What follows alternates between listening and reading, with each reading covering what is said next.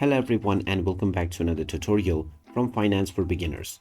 In this video, I'm going to show you how you can log into your existing account on the Mitrade application. So let's get started right away. First of all, open up the Mitrade app on your device.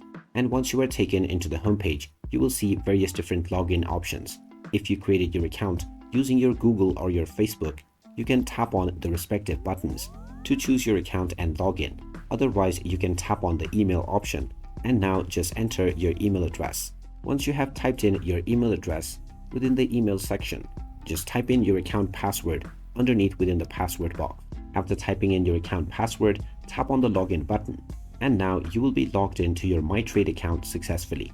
In case you have forgotten your password, you will also see the forgot password option within the homepage, and you also have the option to use a one-time password that will be sent to your email address to log in. So there you have it. That is how easy it is to log into your account on the Mitrade application. If you find this video helpful, don't forget to hit that like button and subscribe to our channel for more useful tips and tutorials. Thanks for watching, and I will see you again in the next video.